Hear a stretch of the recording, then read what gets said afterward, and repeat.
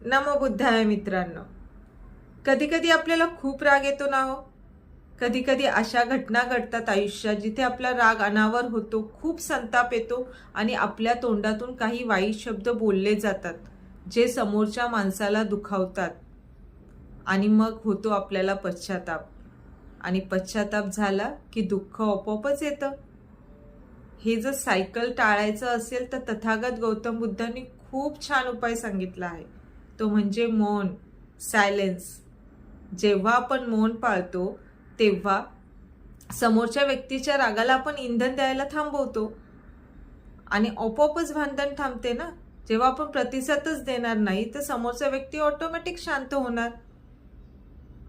हातात कोळसा असेल आणि तो जळता कोळसा असेल आणि तो आपण दुसऱ्याच्या अंगावर फेकू तर आपलाच हात जळणार आहे ना. तर यासाठी मौन आवश्यक आहे. रागात मौन कसं साध्य करायचं हे आपण धम्माच्या दृष्टिकोनातून बघूया. अक्रोधेन जिने एकोधम, असाधून साधुना जिने.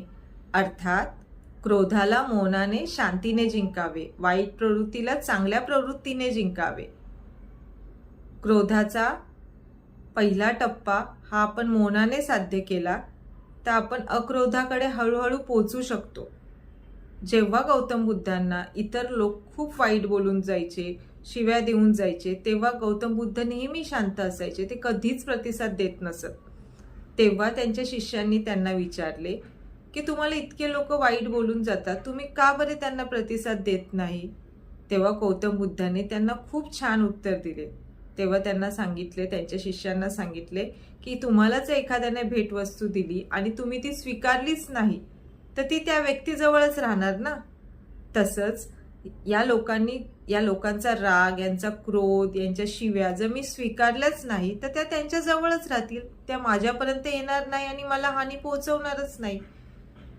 बरोबर ना. तर ह्याच टप्प्याटप्प्यांनी आपल्याला गौतम बुद्धांनी खूप छान मार्ग दाखवलेत. त्यातलाच एक मार्ग म्हणजे सम्यक वाचा. गरज नसेल तिथे बोलू नका, तिथे मौन राहा. कोणाला दुखावेल असे शब्द वापरू नका. आणि हे मौन साध्य करणं काही इतकं कठीण नाहीये हो. 3 प्रॅक्टिकल स्टेप तुम्ही केल्या ना तर तुम्हाला ह्या गोष्टी साध्य करताना खूप सोप्या जातील. पहिली स्टेप म्हणजे सती, माइंडफुलनेस. तुमच्या क्रोधाकडे, तुमच्या रागाकडे फक्त पहा. एक दीर्घ श्वास घ्या आणि फक्त पहा. दुसरं म्हणजे मेत्ता.